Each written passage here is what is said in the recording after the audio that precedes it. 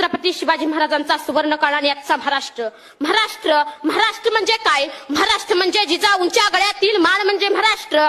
सईचं कुकवानं भरलेलं कपाळ म्हणजे महाराष्ट्र. जगत गुरु तुकोबरायांच्या भजनातील टाळ म्हणजे महाराष्ट्र. कायम आठवणीतला भाळ म्हणजे महाराष्ट्र. कर्तृत्वाच्या सरीनं हिरवागार झालेला रानमाळ म्हणजे महाराष्ट्र. आणि तुमचा आमचा प्राण म्हणजे महाराष्ट्र. आणि तुमचा आमचा प्राण म्हणजे महाराष्ट्र. खरं तर आज महाराष्ट्राची काय परिस्थिती आहे? सगळ्या टायरवाले केरळचे, बांधकामवाले युपीचे, गवंडवाले बिहारचे, सुतारवाले राजस्थानचे, हॉटेल सगळी दक्षिणातांकडे. साहेब, ही पोरं इथं काम करतात, या महाराष्ट्रात येऊन काम करतात, याचं मला मुळीच वाईट वाटत नाही. पण आमच्या महाराष्ट्रातली पोरं कॉलेजच्या कट्ट्यावर बसायचं, पिचकाऱ्या मारायच्या, नाहीतर कुठल्या तरी भाईच्या मागे जाय की म्हणून फिरायचं. याच्या पलीकडे काय करतात का नाहीत? अहो, त्यांना सांगा, आपण या महाराष्ट्राच्या मातीमध्ये जन्माला आलोय. या महाराष्ट्राच्या मातीचा इतिहास कुठल्या ऐऱ्या घेरानं किंवा लुंग्या सुंग्यानं लिहिलेला नाही. या महाराष्ट्राच्या मातीचा इतिहास लिहिलाय शायरांच्या डाफांनी, घोड्याच्या टापांनी, ढगाच्या गडगडाटानं, डोंगराच्या हिरव्या पिवळ्या शालीनं, सह्याद्रीच्या नालीनं.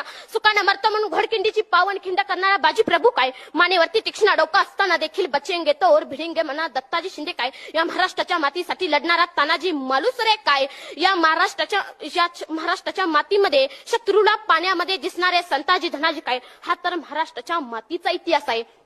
तुमच्या तरुण पिढ्यांना तुम्ही समजावून सांगा. आपण असं नानबरा आणि तुकोबरायांनी सगळ्या महाराष्ट्राला सांगितलं चालायचं कसं, बोलायचं कसं, वागायचं कसं. पण आजच्या जन्माला आलेल्या पोराला सांगावं लागतं की बाबा रे, या महाराष्ट्राच्या मातीसाठी या शिवरायांनी आपला प्राण अर्पण केलाय. आता तुला जीव द्यायची गरज नाही. या मावळ्यांनी या मातीसाठी आपला रक्ताचा अभिषेक घातलाय. तुला आता रक्त सांडायची गरज नाही.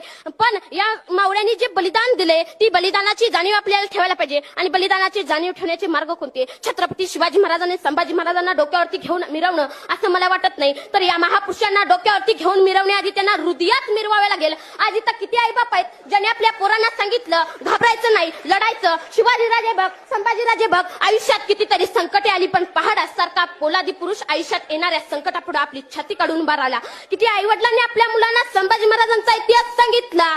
किती आई वडिलांनी आपल्या मुलांना छत्रपती शाहू महाराजांचा इतिहास सांगितला.